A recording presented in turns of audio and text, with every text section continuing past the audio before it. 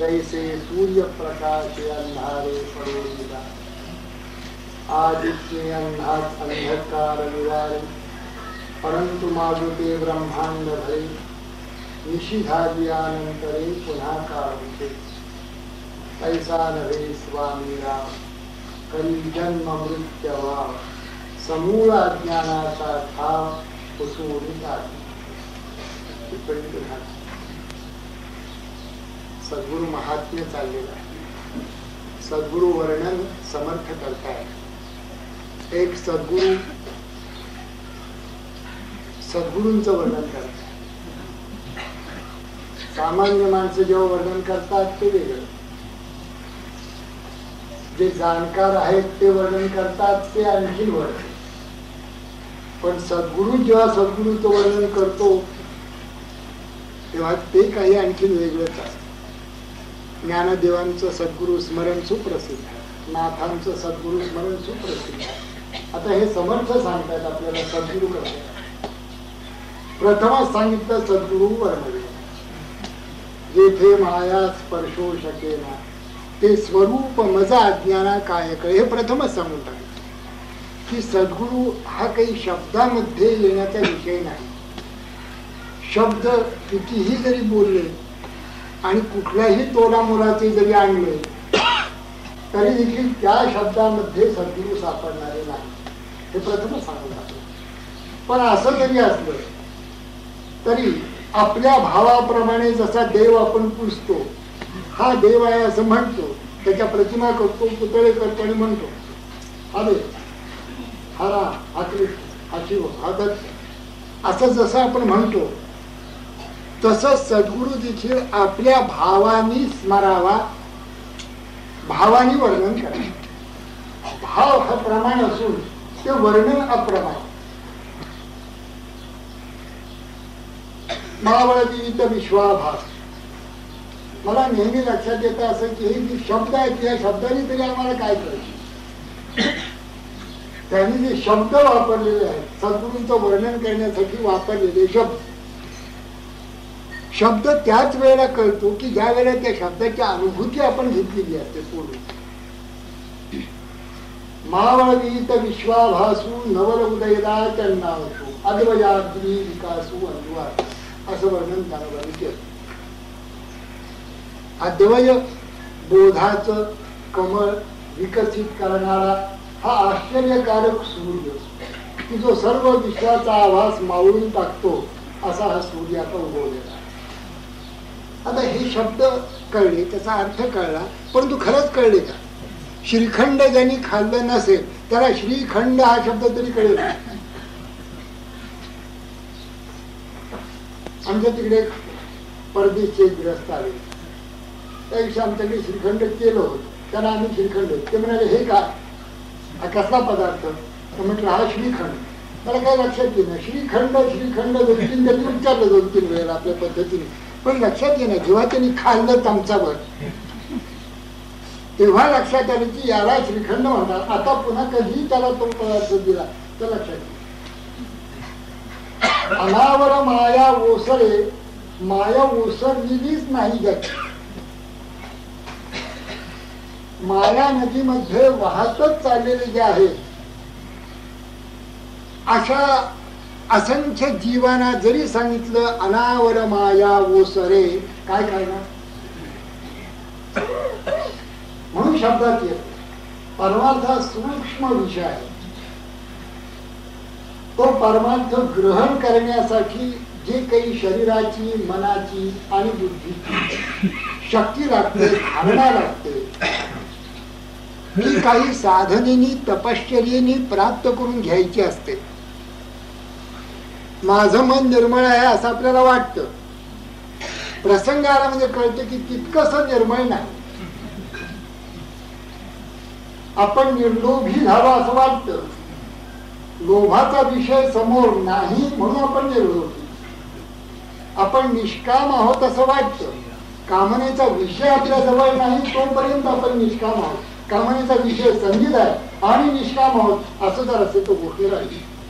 ते संतांचीच मत, त्याला संतच म्हणायचे, ते संतांचंच वर्णन झालं. मन निर्मळ करणं ही एकच गोष्ट तपश्चर्येची आहे. बुद्धी अग्र करणं ही एकच गोष्ट तपश्चर्येची आहे. हा काही 2-4-5 महिन्याचा कोर्स नाही. ज्यानी सूक्ष्म परमात्मा ग्रहण होतो, परमात्मा तर सगळ्या ठिकाणी भरूनच आहे. प्रश्न आहे तो आपल्या दृष्टीचा आहे. हे आत बाहेरी नियाची कोंडले, जगत निखिळ माझी ओतले, कैसे कर्म तयार आले जे मीची नाही म्हणत. सगळं त्या सगळ्या परमात्माच आत बाहेर अफूट भरून आहे. आम्हाला ती दृष्टी कुठे आहे? लोकी भागला पाषाण आहे हा परमात्मा, पण लोक म्हणतात हा पाषाण आहे. फुटेना तुटेना कदा देवराना असा परमात्मा आपल्या बुद्धीमध्ये जर आतुडायला पाहिजे असेल, बसायला पाहिजे असेल, तर बुद्धी आग्रह करायला पाहिजे. की आग्रह करणे साधनेचं तपश्चर्याचं फळ आहे. परमात्म्यासाठी साधना नसून आपल्या तयारीसाठी सगळे साधन आहे. मन निर्मळ करण्यासाठी, बुद्धी आग्रह करण्यासाठी साधन असून तेवढं काम झाल्याबरोबर स्वयं परमात्मा शीघ्रम एव आविर्भवती अनुभवयती भक्ता. तेवढी तयारी झाल्याबरोबर आपण खरे भक्त होतो. विभक्त नसावे तरीच भक्त म्हणवावे, एकरूप होऊन जातो. जीवशिवाचं ऐक्य होतं. लक्षात येतं की प्रत्येक ठिकाणी तोच तर नटून राहिलेला आहे.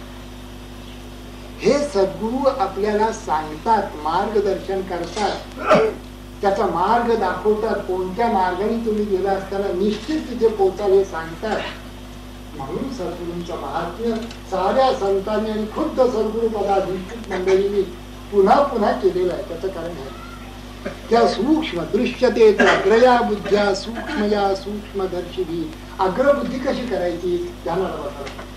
मन निर्मळ कसं करायचं? सत्कर्म आणि नामस्मरणाने मन निर्मळ होत. ते करायला पाहिजे. किती दिवस करू? आणि बाबा दिवस नाही, वर्षाचा कोर्स आहे. ते काय 2 महिन्याचा कोर्स, 4 महिन्याचा कोर्स, 6 महिन्याचा कोर्स, वर्ष असा कोर्स नाहीये. मला मोठे चमत्कारिक वाटतं. इतकं जर होत असतं तर मग कशाला आमच्या साधू संतांनी 12 वर्ष तपश्चर्याचा अर्थ कोणी 12 वर्ष करत. 1 तप, 2 तप, 3 तप, आणि सारे संत असं सांगतात की निदान 3 तप बसलं पाहिजे. नाही 36 वर्ष. मी ते कमी करून, मी आपला साधा मनुष्य असल्यामुळे आणि मला सामान्यतः कल्पना असल्यामुळे मी 2 तप म्हणतो. पण अगदी 1.5 तपाच्या कोणीच येऊ शकत. 18 वर्षाचा कोणी कुठलाही सत्पुरुष असं म्हणत. सद्गुरूंचं वर्णन सद्गुरू करत आहेत. अभयकर माथ्यावर पडल्याबरोबर माया ओसरते असं त्यांच्या अनुग्रहितांना लक्षात येते. ज्याची क्षणी अनुग्रह झाला, वस्तुतः तत्वतः ज्याची क्षणी अनुग्रह झाला त्याची क्षणी मुक्त केली. बंधन काही आत्मयाला बोलूची नाही.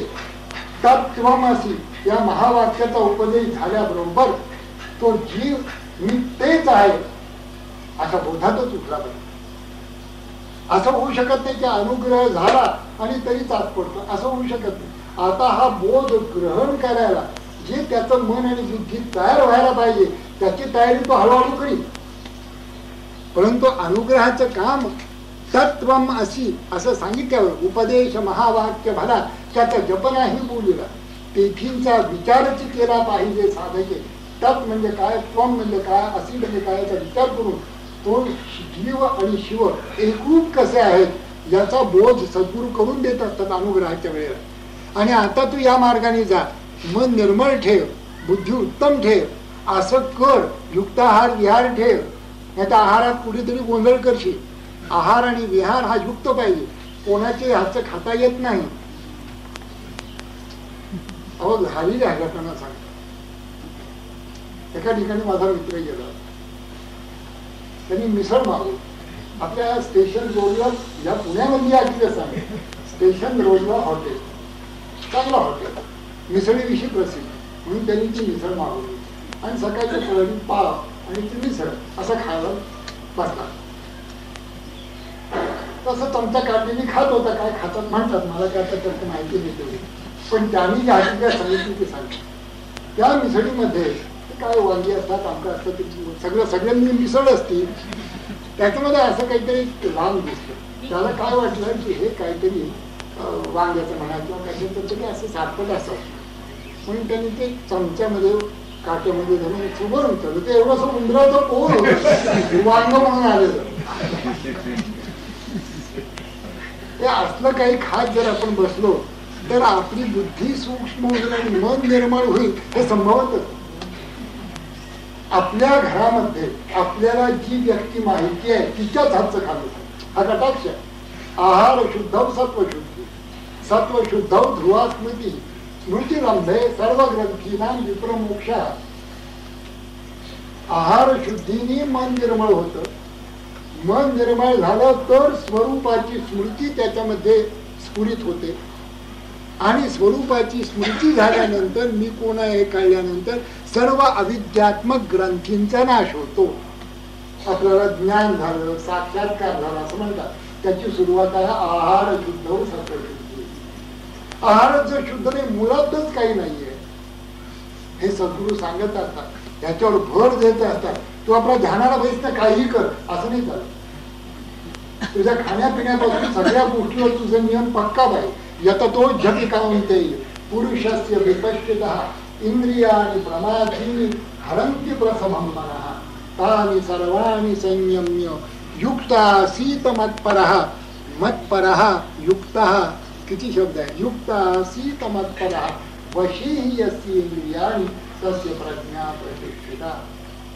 विकारांच्या नव्हे, विचाराच्या आहारी जायला. विचार आत्मा कोण अनात्मा कोण हे सारं सद्गुरू सांगतात. शिष्याच्या अंतःकरणात ते पक्क बिंबवतात आणि म्हणूनच सद्गुरू महिमा संतांनी आणि सद्गुरू पदाधिष्ठित मंडळींनी पुन्हा पुन्हा गायलेला आहे. त्याचं कारण आहे. मग ते रामकृष्ण जरी असते तरी त्यांनी देखील सद्गुरू महिमा, रामाने वैशिष्ट्यांचा, कृष्णाने सांदीपतींचा आणि दुर्वासांचा असाच महिमा गायला. स्वामीराव कधी जन्म मृत्यू भाव समूळ अज्ञानाचा ठाव पुसून टाकी. मला तर नेहमी असं वाटतं संबंध दासबोध घ्यायलाच कशाला पाहिजे. आपण घेणार आहोत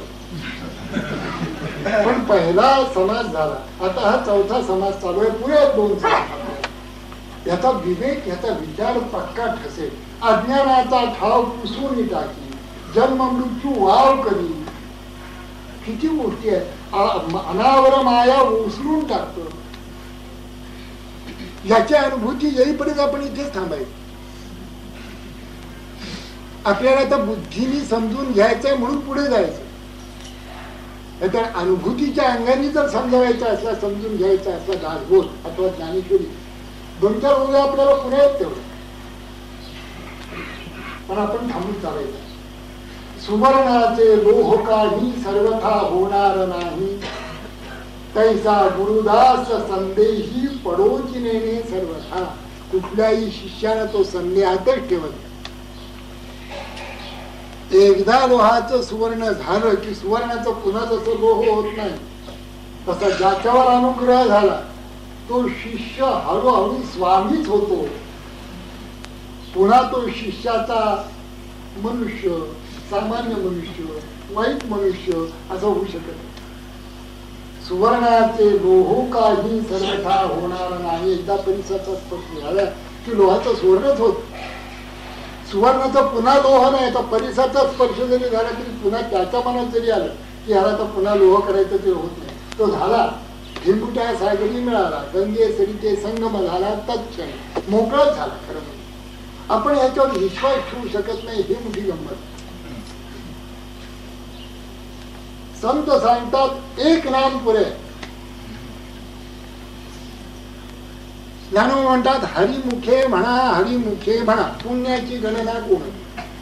किती वेळा म्हणा काही सांगितलेलं नाही. एकदा म्हणा, 2दा म्हणा, बस 5 वेळा म्हणा. आधी कंटाळा येईल म्हणून म्हणायची एवढं नाही. आधी कंटाळा येऊ नये. नामच म्हणण्याचा कसला कंटाळा. नाम हे सच्चिदानंद रूप आहे. नाम हे परब्रह्म वेदार्थ असं ज्ञानोबा म्हणतात. नामे पाषाण तरीचे असं समर्थ म्हणतात. काहीच न करिता प्राणी राम नाम जपे वाणी, तेने संतुष्ट चक्रपाणी भक्ता लागी सांभाळी. ह्याच्यापेक्षा आणखीन काय? ते नाम जपत असताना कंटाळा कसा येईल? 50 वर्ष जेवतोय, जेवण्याचा कुठे कंटाळा आला? 25 वर्ष ऑफिसला जातो तरी कंटाळा येत नाही. कंटाळा पगार घेण्याचा येत नाही, काम करण्याचं येत. कंटाळा काय यावं? जीवनाचा कुठे कंटाळा येतो? आपण रोज जगतोच आणि जगण्यासाठी नाना तऱ्हेच्या गोष्टी करतो. जरा तब्येत बिघडली तर डॉक्टर आणतो, दुसरा डॉक्टर बोलतो, जर श्रीमंत असला तर 5 डॉक्टर आणतो. बघावं ह्या नाडीला काय झालं, या नाडींसाठी एक, त्या नाडीसाठी एक. काही झालं नाही, हरिस्मरण कर. देहाचे काय घेऊन बसला? पुणे मंडळी ध्यानाचं प्रोडक्शन देहाची दुरुस्ती समजतात. ते अत्यंत विपरीत आहे. तो त्याचा बाय प्रॉडक्ट आहे, ते मुख्य अल्टिमेट एम नाही. तो ध्यानाने प्रकृती उत्तम राहते, ठीक आहे, आणखीन ध्यान करा, पण प्रकृती उत्तम ठेवण्यासाठी ध्यान नाहीये. प्रकृती उत्तम ठेवणं हे त्याचं बाय प्रॉडक्ट आहे, की राहतेच ना, कारण त्याच्यात प्राणायाम इन्क्लूड आहे, त्याच्यात प्राणायाम आहे. प्राणायामाने तब्येत छान राहते. तुम्ही काही 20 वर्ष प्राणायाम केला तर तुम्ही 60 वर्षाचे असाल, 70 वर्षाचे असाल तरी देखील तुमची प्रकृती चांगली राहते. पण प्रकृती चांगली ठेवण्यासाठी हा काही प्राणायामाचा अभ्यास नाहीये. आपण प्राण आयाम करतो, कंट्रोल करतो, याचं कारण आपल्या हातात मन यावं. मन आणि श्वास किंवा प्राण हे दोन्ही एकाच नाण्याची बाजू आहे. मन हे ऍबस्ट्रॅक्ट आहे, आपल्याजवळ कॉन्क्रीट श्वास आहे. श्वास शांत केल्यानंतर मन शांत होतं, म्हणून प्राणायाम आहे. मन शांत करून त्या मनाला प्रसन्न मन गगनी विघता गगनरूप होते सर्वथा, त्या गगनाचा द्रष्टा मी ऐसे भाविता उन्मनावस्था प्राप्त हो. या उन्मनावस्थेत जाण्यासाठी ना मनाचा आपण शांती, समाधान, तृप्ती, प्रसन्नता प्राणांच्या कंट्रोलाने आणली. प्राण कंट्रोल करून तुमची तब्येत आहे, तब्येत कितीही चांगली झाली तर तू मारणारच आहे. तब्येतीसाठी नाही आहे ही साधना. तब्येत सांभाळायला पाहिजे ही गोष्ट खरी आहे, पण साधना करण्यासाठी सांभाळली पाहिजे. आपलं तारुण्य पुन्हा मिळेल जर तुम्ही आसन प्राणायाम केलं तर हे विपरीत आहे. तारुण्य मिळण्यासाठी नाही, किंवा पल्स नॉर्मल होण्यासाठीही नाही, अथवा ब्लड प्रेशर नॉर्मल होण्यासाठी हे नाहीये. ध्यान साधना परमेश्वर प्राप्तीसाठी, आत्मदर्शनासाठीच आहे. बाकीच्या सगळ्या गोष्टी घडून आहे. फेकून दिला देह, देहाची काय मातब्बरी आहे सांगा? प्रभू चरणी फेकून द्यावा. लोटांगणी जातो असं ज्ञानोबाने असं म्हटलंय, पडली जैशी काठी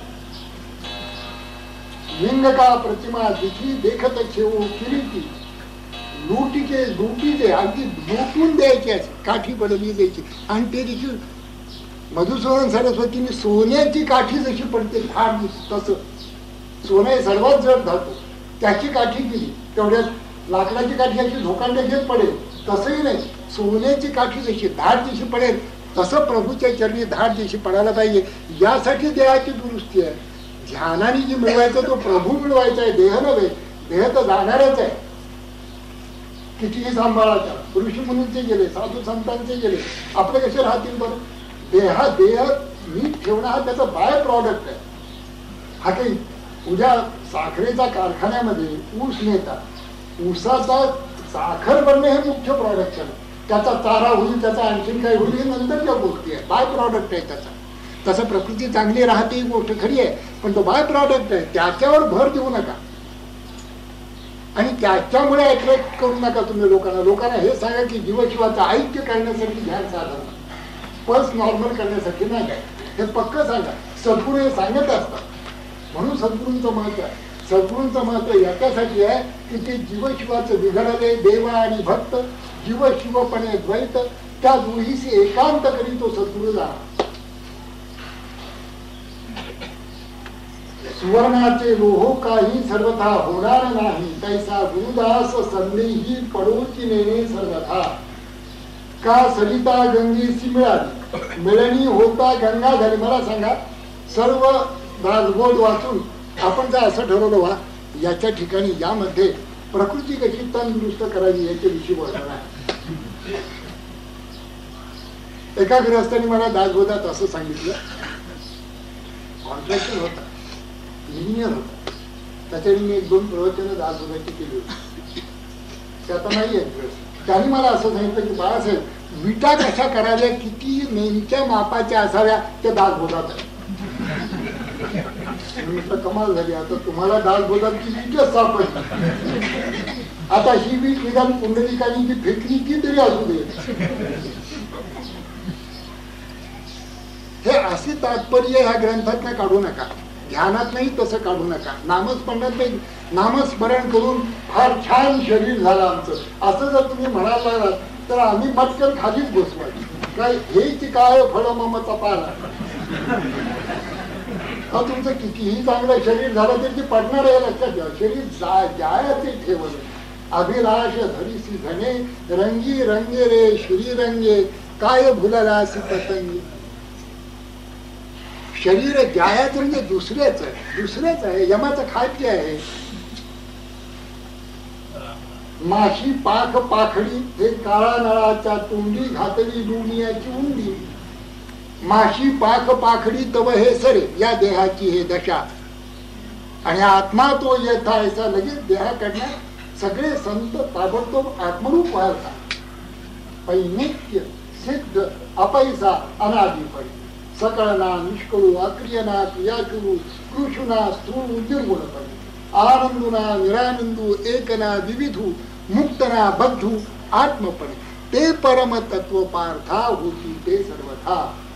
जे आत्मानात्म व्यवस्था राजहंस आणि बाकीचे डोमकावले हे राजहंस फक्त ते म्हणत नाही, संत म्हणत नाही. तेवढंच आपल्याला म्हणायला हरकत. कशा करता हे सगळे आपण वाचतो, कशा करता ऐकतो. तब्येत चांगली राहील म्हणून डॉक्टर्स आहेत, व्यायामशाळा आहेत, योगासनं करणारी मंडळी आहेत, योगासनं शिकवणारी मंडळी आहेत. त्यांनी तब्येत चांगली ठेवा. तब्येत चांगली ठेवणे जरूर आहे. त्या तब्येतीचा उपयोग ध्यानाला करणं त्याच्यापेक्षा आणखी जरूर आहे. आणि ध्यान नामस्मरणाने परमेश्वर प्राप्ती करून हा जन्म सफल करणं हे त्याचा अंतिम ध्येय साध्य. याच्याकडे दुर्लक्ष करून बाकीच्या गोष्टी जर करत असाल तर कृपा करून त्या सगळ्या बदलून त्याचा सगळ्याचा मोहरा, तुमचं काय जे जीवन आहे, तुमचं काय जे शरीर आहे, काय आर्थिक स्थिती आहे, काय तुम्हाला अनुकूलता प्रतिकूलता आहे, त्या सगळ्याचा मोहरा भगवंताकडे वाढवा. तेच जीवन सफल झालेली दिसतात की ज्या जीवनामध्ये त्यांच्या सगळ्यांचा मोहरा भगवंताकडे होता. तेच जीवन सफल झालेली आहे.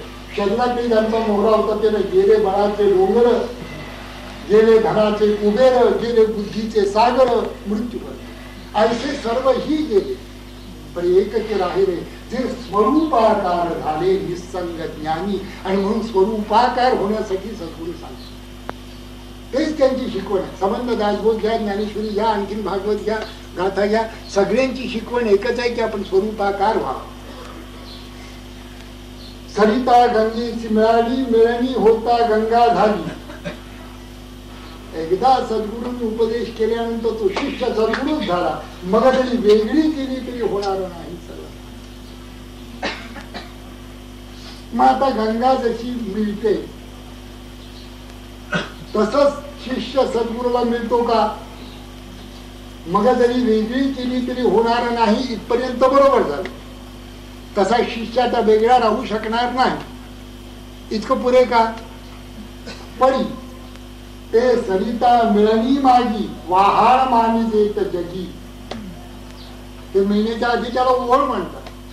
जग जे ओळ म्हणतात जरी मिळालेली असली तरी पाठीमागच्या गावाला तो ओळख.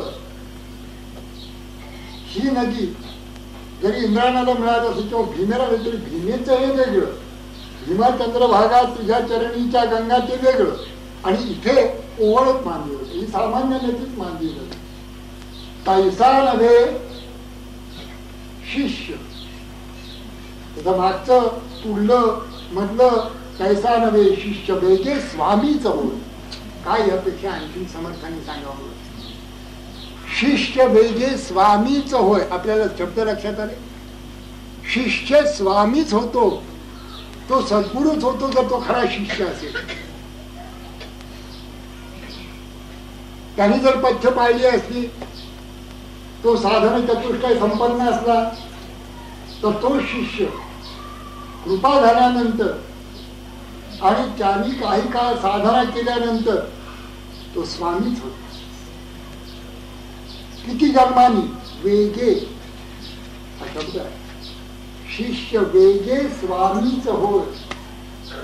गंगेला मिळाला तरी वेळ लागेल, शिष्य लागलीच तत्क्षणी स्वामीच होऊन जाते. इतकं महात्म्य सद्गुरूंचं आहे. परिसा आपणा ऐसे करीना. परीस काही लोखंडाला सुवर्ण करीन, पण परीस करत नाही. परिसा आपणा ऐसे करीना सुवर्णे लोहो पालटेना. शिष्यच आपण शिष्य मंडळी जी आहोत ना, हीच बरोबर एकनिष्ठ नसते. दोष सद्गुरूंमध्ये नाहीये. कोणीही सद्गुरू त्या पदावर अधिष्ठित असलेली कोणीही व्यक्ती आहे, त्यांचा दोष नाही. ते एकच सांगतील, व्यासांपासून स्वरूपानंद, दुसरं काहीच सांगणार नाही.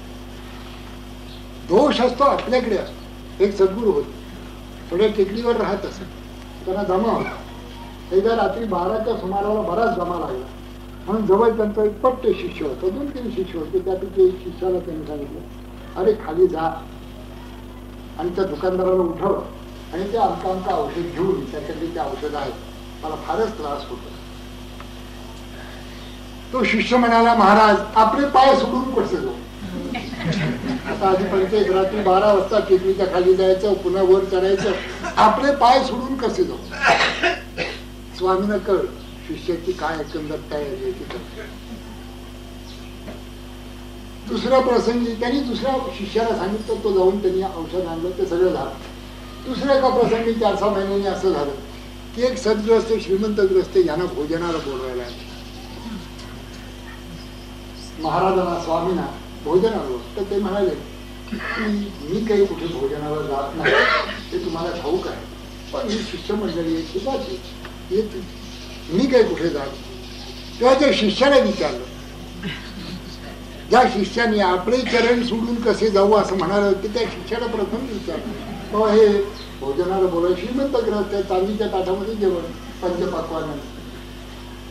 तेव्हा तो शिष्य महाराज, शिष्यराव, तो म्हणाला, महाराज आपली आज्ञा अप्रमाण कशी झाली.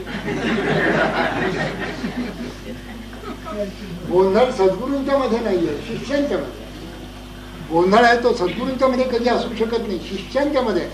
शिष्य हा सद्गुरूच होऊन जातो, प्रोव्हाइडेड, जर तो आज्ञा शिरसावंद मानेल. आपल्याला कळो किंवा नको,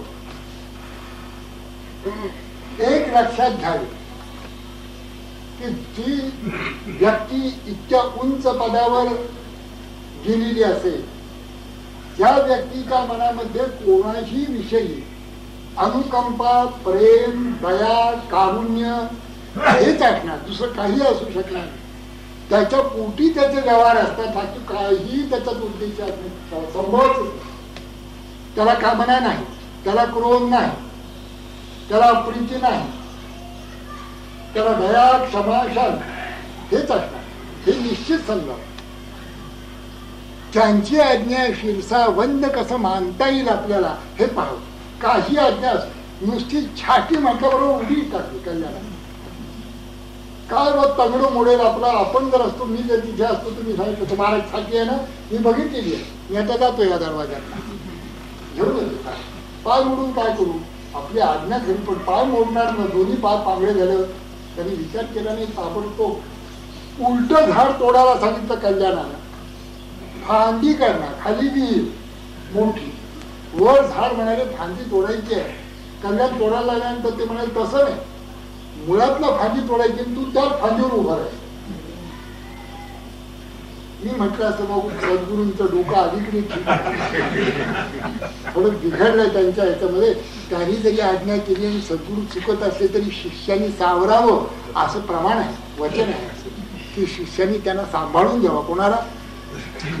सद्गुरू जर चुकत असेल तर सांभाळून घ्यावं असं वचन आहे. ते वचन आधारी लावले, जैसे शस्त्र फिरावले, हाणोनी घेतले आपण आले.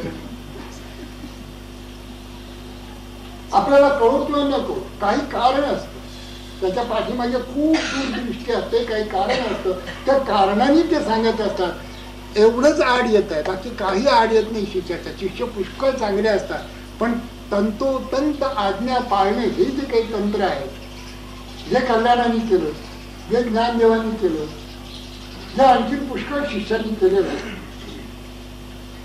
आनंद सागरांचं मी उदाहरण सांगितलं, तर भजन करीत नाही, भजन करीत नाही, उठले नाहीत पुन्हा किंवा आणखीन 3 दिवस तरी महाराज येते ना, तरी 3 दिवस आनंद सागर तिथेच बसले.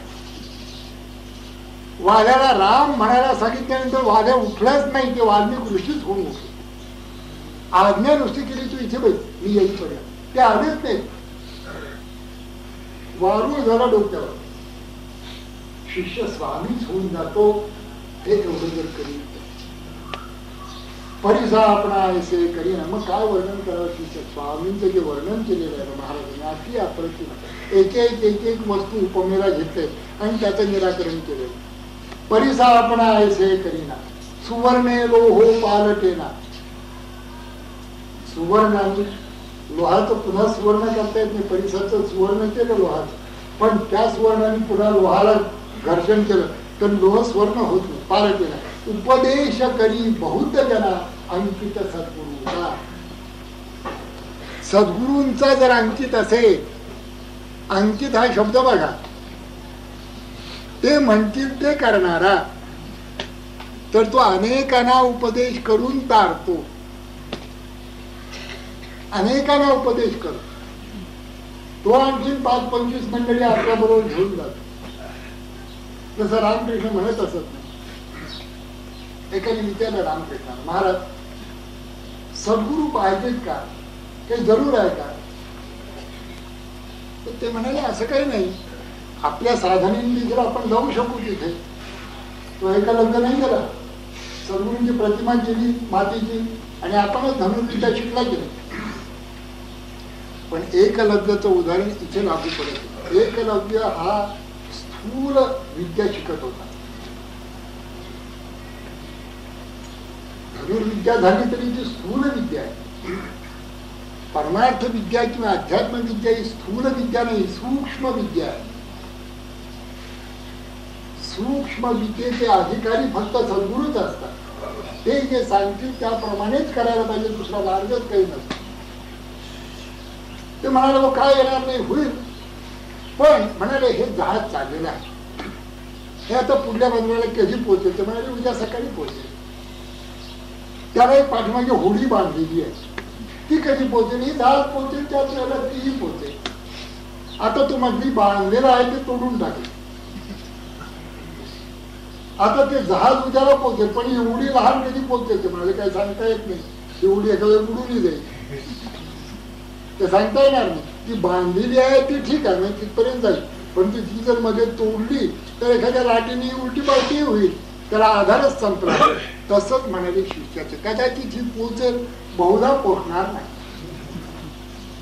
सद्गुरूंचं काय महात्म्य आहे, निरनिराळ्या प्रकारे कसं सांगितलेलं आहे. उपदेश करी बहुत जना अंकित सद्गुरूचा. शिष्यास कसे शब्द आहेत, तिथे आपण थांबूनच राहू. माझ्याकडे एक मुलगी आहे, अनुभव असं काही वेळ लागत नाही, लागलीच त्या क्षणीच. अशा 2 आहेत. मला धन्य वाटतं असं बघितलं एखादं काही की धन्य वाटतं की ते शब्द असे अभ्यास करण्यात जाऊन बसतात की तिथेच ते हलवतात तारा आणि लागलीच अवस्था प्राप्त होऊन जाते.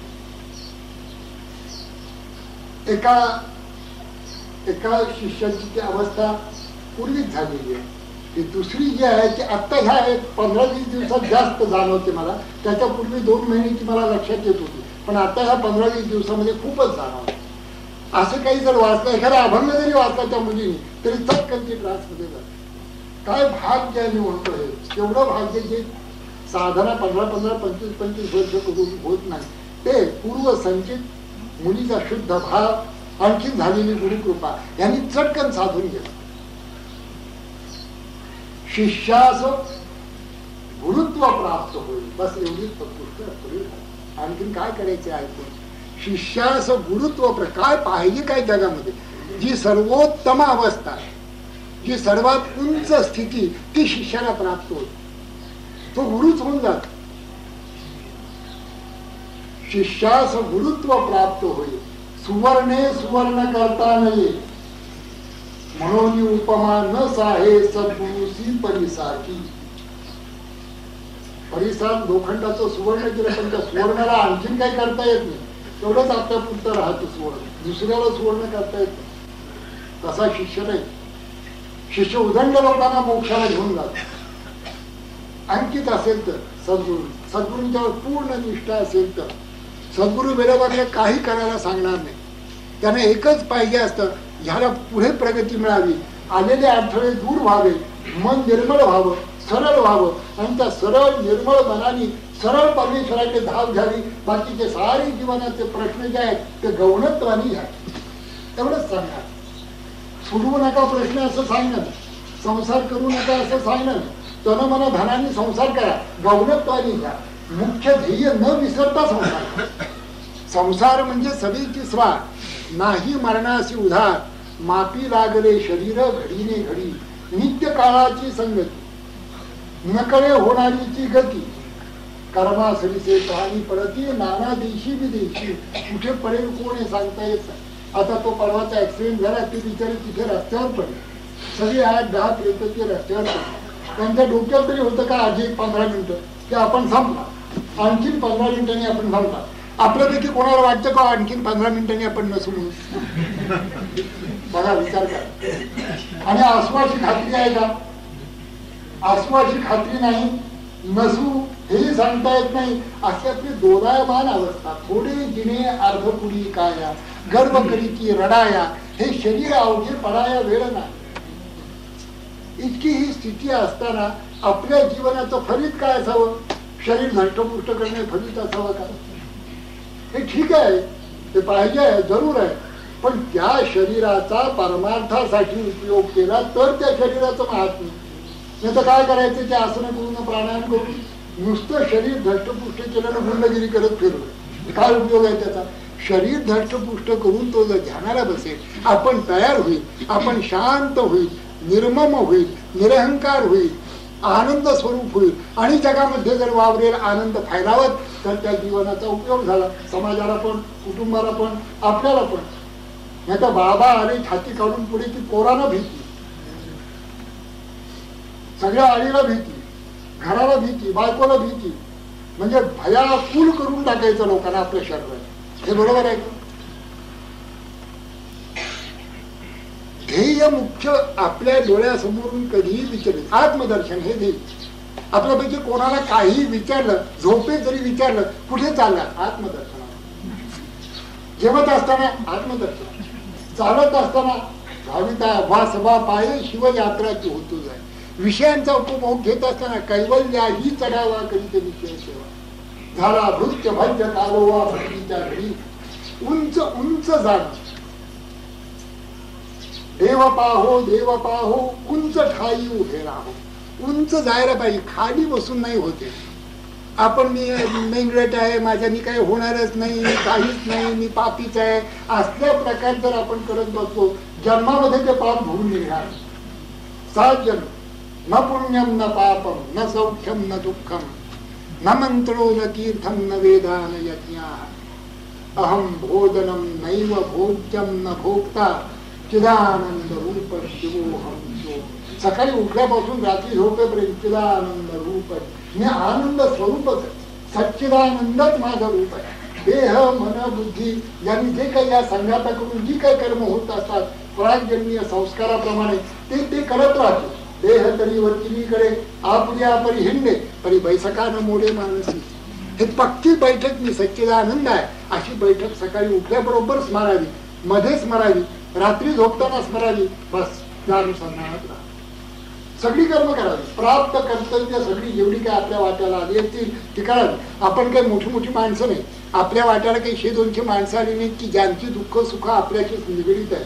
आपलं आपलं कुटुंब ते काय, आपली व्यक्तिमत्व ते काय, आपल्याला घरात कोणी विचारत नाही अशी परिस्थिती, ना बायको विचारत, ना मुला विचारत, ना नातवंडी विचारत, अशी स्थिती. आपण काही मोठी माणसं नाही, ज्यांच्या माथ्यावर 100-200 माणसांचा भार असतो ती गोष्ट राहील. समर्थ 200 शिष्य घेऊन फिरत असत, त्यांची शक्ती मोठी, त्यांची ताकद मोठी. 18 वर्षाच्या वेडाबाईला घेऊन सर आता आमच्या बरोबर म्हणून सांगणारे 30-32 वर्षाचे समर्थ त्या काळातच निर्माण झाले. 300-350 वाटत पुन्हा कोण दाखवा असा पुरुष. जर झाला असेल तर तो विकारी झाला असेल. वेणाबाईंना मुक्त करणारा झाला नसेल. त्याने आपलं लग्न केलं असेल काशीला जाऊ, आता पंढरपूरला जाऊ. असं नाही केलंय समर्थांनी. समर्थांनी मुक्त करून टाकले सगळ्या शिष्याने शिष्याने. हे सामर्थ्य मोठं आहे. आपल्याला किती करायचं. आपुला तो गळा घे उगवून किती लागतं सामर्थ्य. आपण नामस्मरण करा, आपण ध्यान करा, थोडं गीता दासबोध वाचा, संपलं.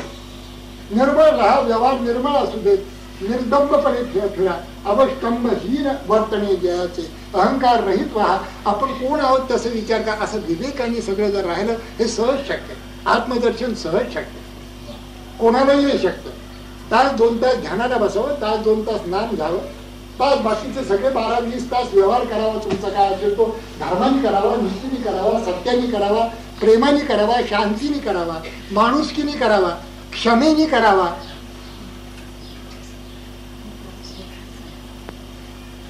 शिष्याला गुरुत्व प्राप्त होईल. सुवर्णे सुवर्ण करता नये, म्हणून उपमा न साये सद्गुरूची परिसाची. उपमे द्यावा सागर तरी तो अत्यंत दीक्षा. सागर मोठा असेल, विशाल असेल, तसे सद्गुरू मोठे विशाल, म्हणून त्यांना सागराची उपमा द्यावी. सागरासारखे गंभीर आहेत, पण अहो ते खारट. तुम्ही कधी द्याल सागरातलं पाणी कधी बघितलं? आपल्याला कल्पना येणार. आपण मिठाचं पाणी घेतो तसं ते नसतं, इतकं ते असतं खारट. की कडवटपणा एक तऱ्हेचा असतो. तुम्ही बघितलं नसेल, मी बघितलं कारण मी त्यात पोहलेलं आहे. त्या तेव्हा तरी नाका तोंडात पाणी जातं. भयंकर असतं ते काम. अति अति क्षार म्हणजे कमालीच. मग असे का खरट असतात सद्गुरू? सागराची उपमा देताना ती काय सर्वांगाने देता येईल का सद्गुरूला? फार ते विशाल आहेत, गंभीर आहेत, सखोल आहेत, मोठे आहेत, व्यापक आहेत, इतकं ठीक आहे सागराचं. पण खारट आहे सागर, त्याचं काय? उपमे द्यावा सागर तरी तो अत्यंत क्षार, अथवा म्हणून क्षीर सागर. बर, तुमचं ते खारटपणा काढून टाका. आता काय म्हणाल तुम्ही? क्षीर सागर. आता व्यापक आहे, गंभीर आहे, सगळे काही आता आणि गोडी आहे. आता तुम्ही उपमा द्यायला काय हरकत आहे का तुमची? आमची हरकत आहे. तो नासेल कल्पना. सद्गुरुपद अविनाशी, त्याचा नाश होईल. क्षीरसागर झाला म्हणून काय या क्षीरसागर म्हणजे नाव नाही. क्षीरसागर म्हणजे आपला हंस क्षीर नीर न्याय त्यातलं क्षीर. क्षीरसागर त्याचं कुठेही वाकडे तिकडे असं काय आलं तर माझं नाव नव्हे, मी तो नव्हे. तो नाशेल कल्पांती, त्याचा नाश आहे. मग सद्गुरुपद अविनाशी असं साऱ्या संतांनी सांगितलेलं. गुरुविद्याख्या लोके साक्षात विद्या ही शांतरी. ही जी अध्यात्म विद्या तेच सद्गुरूचं रूप. मूर्तिमंत अध्यात्म विद्या. सद्गुरू आसनस्थ असले, सद्गुरू चालत असले, सद्गुरू बोलत असते, की असं वाटतं की मूर्तिमंत अध्यात्म विद्या समोर येऊन चालते आहे, बोलते. तेवढा आपला भाग.